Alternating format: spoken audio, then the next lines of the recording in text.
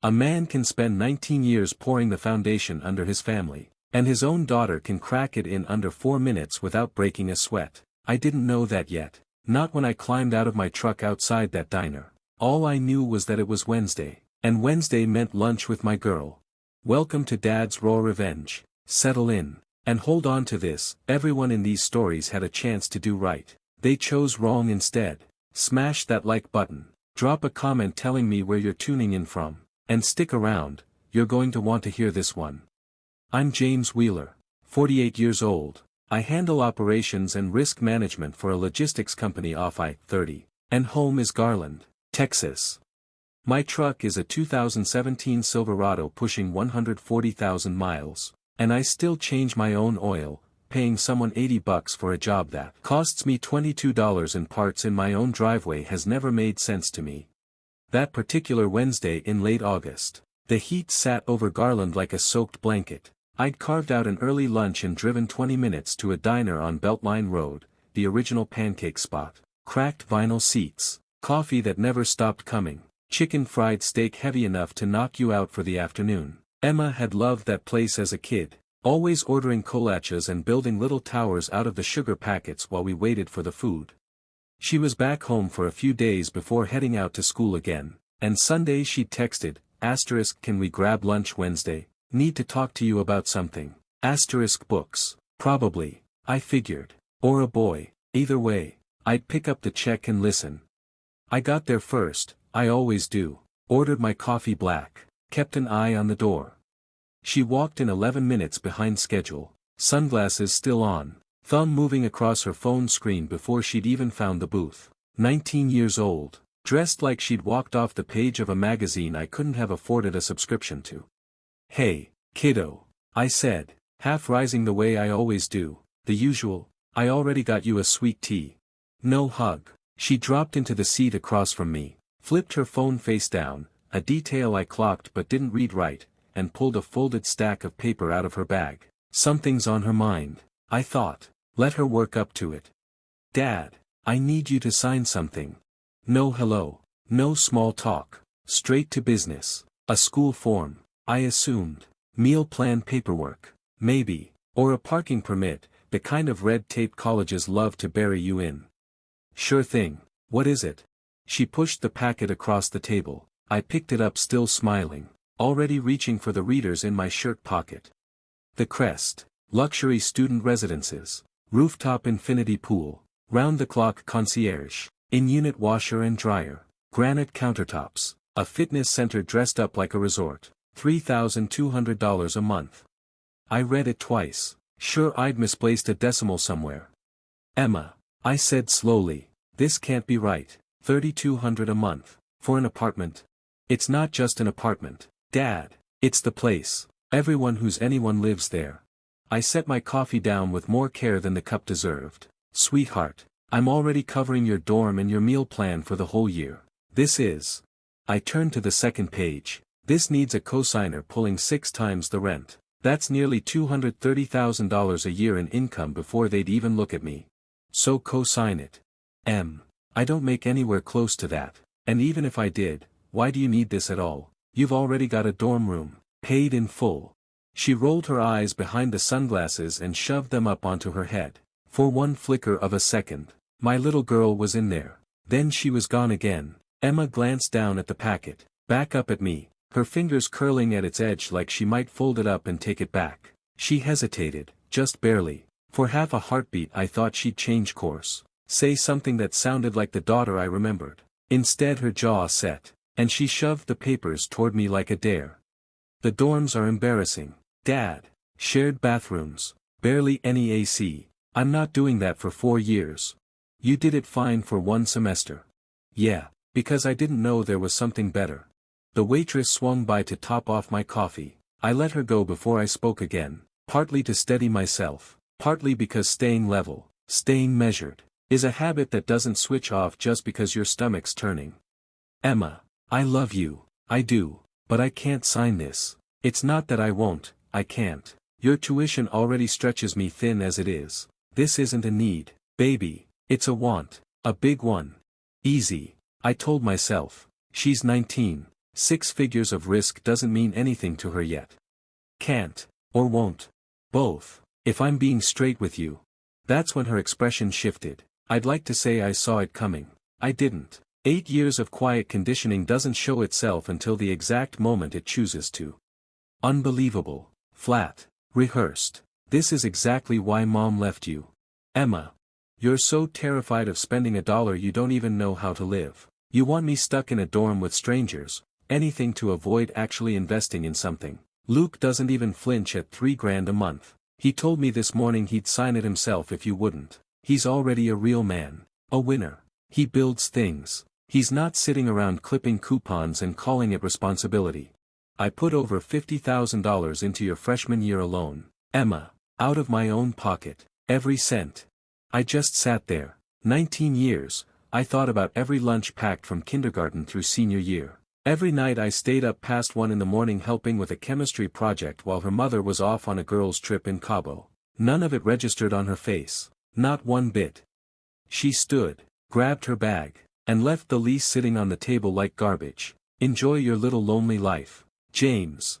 James. Not Dad. James. She walked out. Through the glass I watched her slide into a black Mercedes idling at the curb. Luke Bentley at the wheel in a sport coat, dressed for a photo shoot instead of picking up a teenager from lunch. He caught my eye through the window and gave a small, satisfied nod, like he'd won something. He has no idea what he thinks he's won. I stayed in that booth a long while. The waitress checked on me twice. Both times I said I was fine, just finishing my coffee. The bill sat there with Emma's untouched sweet tea and a plate of cold eggs. I wish I could say I cried. I didn't. I wish I could say I got loud, slammed the table, made a scene. Didn't do that either. What moved through me was quieter and colder than either of those, like the instant before a windshield splits. That first thin crack of sound before you even see it spread. And you already know something's broken for good. 19 years being the foundation, I thought. And she just told me the foundation was an embarrassment. I paid, tipped well because none of this was the waitress's fault, and drove home with the windows down and the radio off, just thinking. By the time I turned into my driveway in Garland, the decision was already made. I didn't know yet what shape it would take. I knew exactly where it would start. In my hallway closet, top shelf, behind a box of Christmas lights, sat a gray filing cabinet I hadn't cracked open in nearly 8 years. Inside was my divorce decree, and buried on page 11, language I remembered arguing over with my lawyer back when Emma was 11 and I was still too proud and too wounded to fight dirty, was a clause I hadn't thought about since the ink dried. I was about to think about it constantly. There's a line on page 11 of that decree I wrote 8 years ago in a haze of grief and stubbornness, and I'd all but forgotten it existed until my daughter handed me a reason to remember. Funny how the law works. You write something down at your lowest point convinced it'll never matter, and then one Wednesday afternoon it's the only thing that does. I got home that day and skipped the TV, skipped the beer, went straight for the closet, pulled the filing cabinet down, set it on the kitchen table like something that needed careful handling. I hadn't touched that paperwork since Emma was 11. Back then, my attorney, a sharp, no-nonsense woman named Paula Castillo, referred by a coworker, had pushed for a clause most fathers never think to request. I remember sitting across from her, numb, still half convinced Kara would come to her senses. James, she'd told me, you need to protect yourself for the long haul, not just now, 10 years out. I'd brushed it off. I'll pay whatever it takes for my daughter. I don't need a ceiling on it. She wrote it in anyway. There it was, page 11, under the education provision.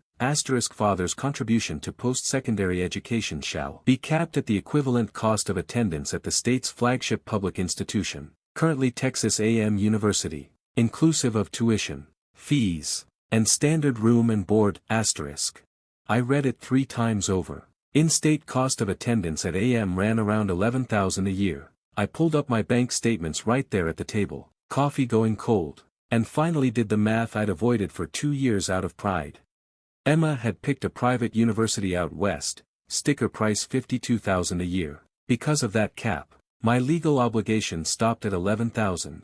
The other $41,000 a year I'd been paying voluntarily, all of it, through her freshman year, overtime shifts, skipped vacations, A truck with 140,000 miles on it, so she could walk a campus that left her ashamed of my driveway. I sat there with the numbers. $41,000 of pure, voluntary grace already spent, with more on the way for sophomore year, and 4 hours earlier, she'd called me small and bitter across a diner table. Something in me stopped giving. I didn't call her that night, didn't call Kara either, which probably surprised them both, given how I usually operate, calm, deliberate, sleep on it first. Instead, first thing the next morning, I called Paula's office. "James Wheeler," she said, like no time had passed. "It's been a while. Paula, walk me through something. The education clause, the flagship cap." A pause, then papers shuffling. "You're still bound by that?" "Yes." "Why, is there a problem?" "No problem," I said. "I want to know exactly what I owe, to the dollar." "Looking to pay less?" Was I? I sat with the question a beat. "I want to pay correctly," I said. "Exactly what the law requires. Not a cent more."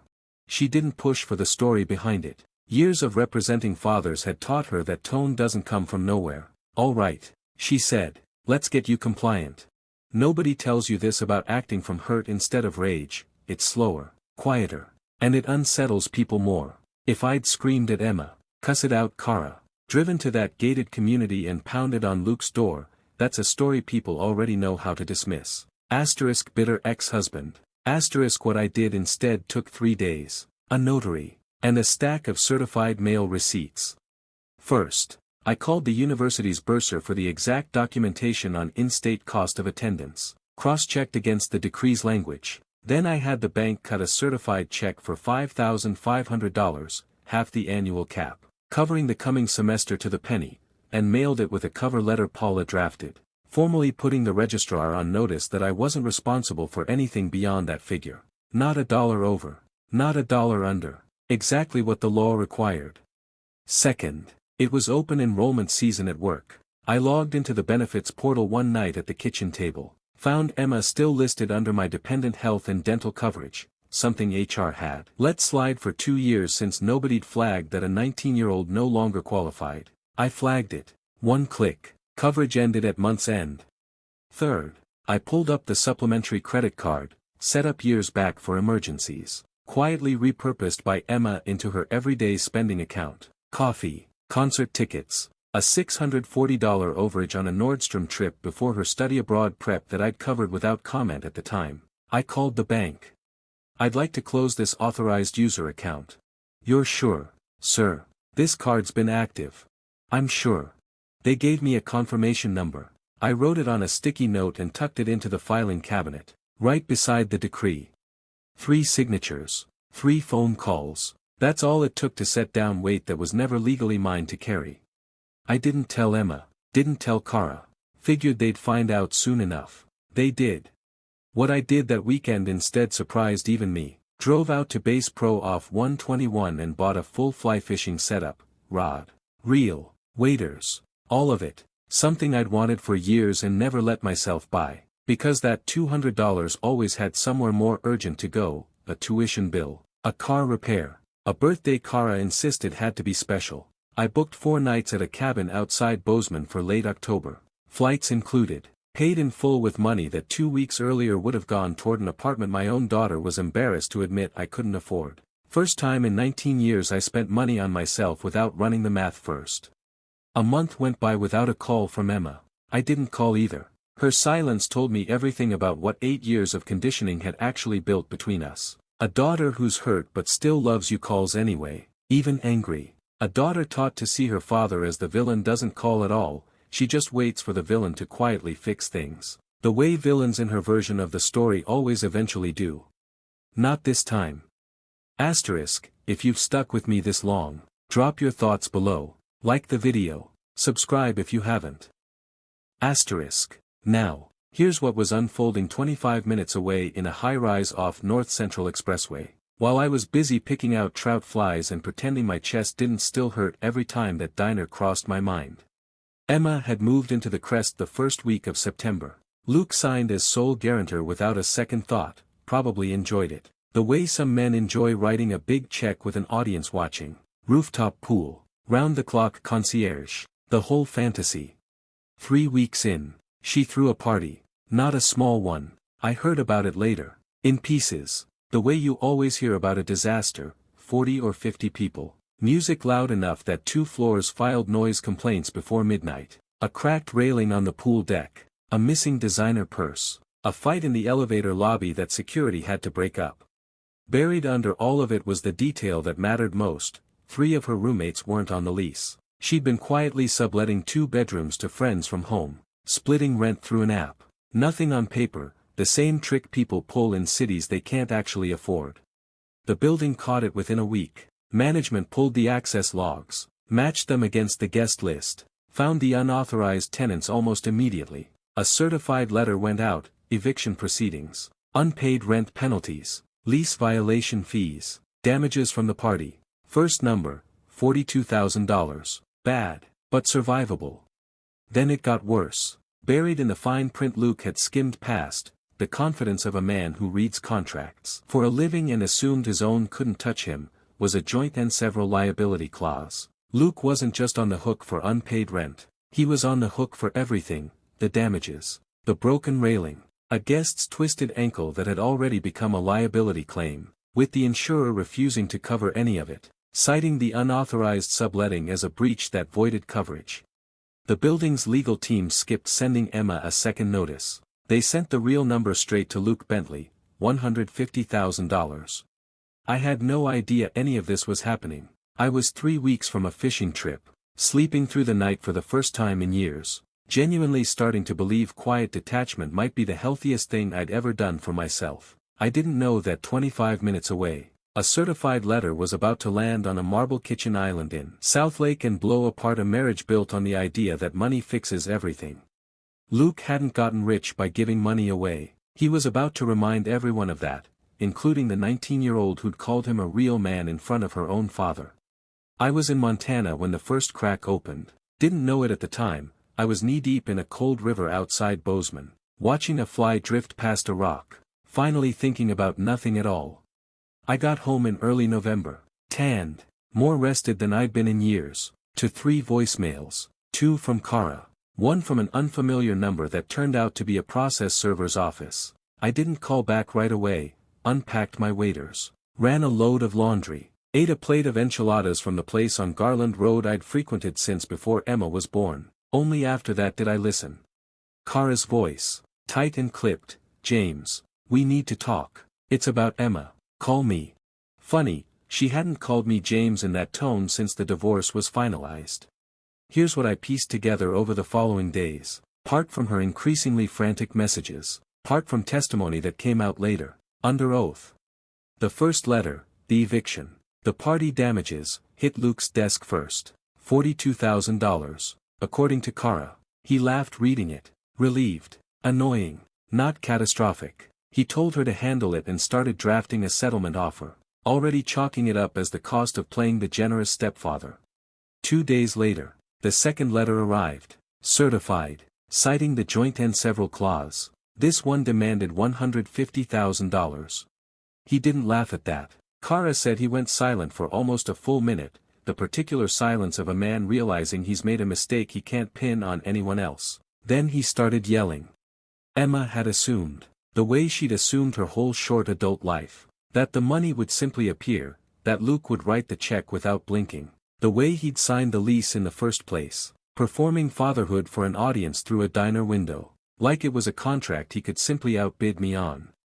But Luke hadn't built a real estate empire by being generous. He'd built it by knowing exactly what he was and wasn't exposed to. Turned out Kara wasn't so precise. She told me that part herself, later, in a hallway. I'll get to it. Luke had a prenup, ironclad, drafted by $400 an hour lawyers who don't make mistakes. It stated plainly that his assets were entirely separate from Kara's, and that he bore zero liability for the debts or legal trouble of her children from a previous marriage. His stepdaughter wasn't even a line item he was contractually required to cover. The fight that followed, according to Kara's later testimony, happened in their South Lake kitchen, the one with the marble island Emma used to post online like a personal achievement. "You signed the lease, Luke. You can't just walk away." "I signed it to make a point. Not to bankroll a teenager who throws parties and sublets rooms behind my back. She's my daughter. She's not mine. Read the prenup you insisted on 5 years ago because you didn't trust me with your money. Funny how that cuts both ways. Emma stood there sobbing, watching the man she'd called a winner in front of her own father turn cold and transactional in real time. Kara testified that Luke looked at her, 19, mascara running, her whole self-image collapsing, and said, "You're a spoiled, liability-ridden brat, and you're jeopardizing my credit and my career. I want her out of my house, and if this isn't resolved, I want to seriously talk about whether this marriage is worth the headache. That's the real winner my daughter chose. That's the upgrade." Kara, desperate, and it turned out nearly broke, having lived on Luke's allowance for years with no income or savings of her own, hired an aggressive attorney and filed an emergency motion. They pulled me back into court, alleging financial abandonment, demanding I cover the $150,000 liability and the unpaid tuition balance. I wasn't worried, neither was Paula. "You did everything by the book," she told me, "better than the book requires. You'll be fine." The hearing landed in a county courtroom downtown, old carpet, fluorescent hum, the works. I wore the suit I'd bought for Emma's high school graduation 5 years back. Still fit. I hadn't gone soft in 5 years. In more ways than one. Luke sat up front, more irritated than nervous, like a man mildly inconvenienced by a parking ticket. Kara sat beside him, already dabbing her eyes before the hearing even started. Save it, I thought. Nobody's filming this for sympathy.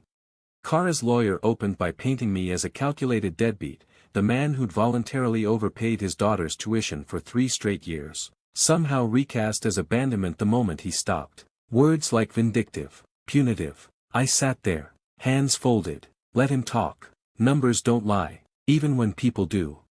Then Paula stood, no raised voice needed. 3 pieces of evidence, laid out clean. First, 3 years of bank statements alongside the decree's flagship cap, proving I'd paid exactly what the law required, and considerably more than that, voluntarily, for years before any of this started. Second, the Crest lease. Luke's signature highlighted on the guarantor line, dated months before this dispute, entirely his own choice. Third, the one that quieted the room, a printed transcript of texts, including the diner exchange, where Emma explicitly rejected my financial support in her own words and named Luke her provider. The judge, 60s, reading glasses low on her nose, went through all 3 slowly. I watched her jaw tighten somewhere around page 2 of the texts. Good. Read it twice. Read the part where my daughter called me James instead of Dad. Before she ruled, Kara asked to speak. Her lawyer looked like he wanted to stop her. She went to the stand anyway. No notes. I've known Kara 23 years, I know what her performances sound like. This wasn't one. I was 40, she said, voice cracking almost at once, and terrified of disappearing. Everyone around me seemed to be living bigger. My marriage felt small. Luke made me feel important again. I told myself it was best for Emma. I told myself James was holding us back. She looked at her hands. But I knew he loved her. I just needed to believe I'd chosen right. So I taught my daughter to hate him, to make myself feel better about a decision I already regretted. She found me in the gallery. I destroyed my own child to protect my ego. The room went still, even the court reporter paused. "I'm sorry," she said, looking straight at me now. "I don't expect forgiveness, but she's still your daughter. Please don't let my mistakes finish the job." 8 years. I thought about every birthday she'd skipped calling, every late Father's Day text, every dig about my truck, my budget, my small life. I said nothing. I didn't owe her absolution. And pity isn't forgiveness. I held her gaze long enough to let the silence answer for me, then turned back to the judge. She set down her glasses. When she spoke, it was to Luke. "Mr. Bentley, you're a sophisticated businessman. You signed a binding contract to fund a luxury lifestyle for an adult student, by your own admission, to assert financial superiority over her father. This court doesn't exist to rescue your ego when your obligations become inconvenient." She turned a page. "Mr. Wheeler fulfilled the letter of the law, and far more than that, for years beforehand. Motion denied. Case dismissed." Luke's jaw tightened. He said nothing, just stood, buttoned his jacket out of habit, and walked out without a glance at Kara, the winner, leaving alone. Out in the hallway, sliding my readers back into my pocket, I felt lighter than I had in months. Down the corridor, Kara's voice, sharp and pleading, Luke's footsteps moving away from her, already on the phone about some property closing, untouched by any of it. And on a bench near the elevators, Emma, head in her hands, crying. She looked up at my footsteps, and for a second I saw something in her face I hadn't seen since she was 11, pure, unguarded need. Dad, her voice broke on the word. Dad, not James, please. The school's going to unenroll me, the tuition's unpaid. Luke told Mom I can't stay at the house. She wiped her face, smearing mascara. I'm sorry, about the diner. I didn't mean it. I was just, she stopped, looked down, then quieter. I don't even know why I said it. That's not true. I know exactly why. Because Mom told me that's who you were. Every day. For years. And I believed her. Because she was the one who stayed. You were just gone. She looked up again. I said it. And I can't take it back. But please. Dad, you're my dad. You have to fix this. 19 years. I thought about a crayon Father's Day card still sitting in a drawer somewhere. About the packed lunches. Every dollar quietly poured into a life that had called me small for giving it. I didn't raise my voice, didn't smile, just looked at her with something closer to grief than anger. Emma, you remember being 11, running to the truck after school, telling me everything about your day. You were my whole world. She nodded, crying harder. Then your mom left, and slowly you stopped talking to me the same way, stopped calling me dad, told me I was a failure for living within my means. For planning ahead, told me Luke was the real winner, the provider. I paused, I took your advice, stepped back, let the winner provide, but he won't, he's throwing you out. Dad, he doesn't love me. I know. I kept my voice level. I spent 19 years building a foundation under you so you'd never have to feel how hard the world actually is. Your mother convinced you that foundation was a cage, so I opened the gate. Emma, you chose Luke's money over my love. Now you know what his money looks like without any love behind it. I can't fix this, I told her. Not because I don't love you, I do. And I probably always will, even on the days you make it hard. But there's nothing left in me to give right now. I emptied myself out for 19 years. And you handed it back to me empty at a diner table in August. I straightened my jacket. I've got a flight to catch. Good luck, Emma.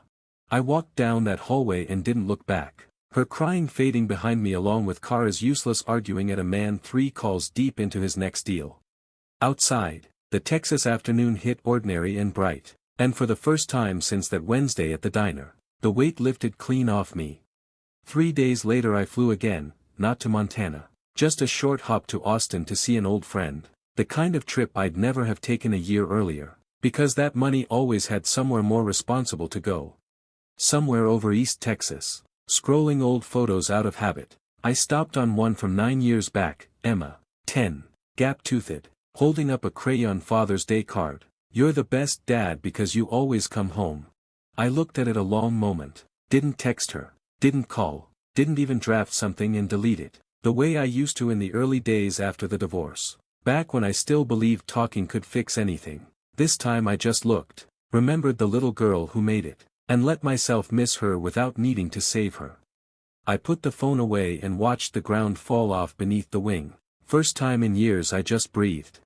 If this one landed for you, hit like, subscribe, and tell me where you're watching from. See you in the next one.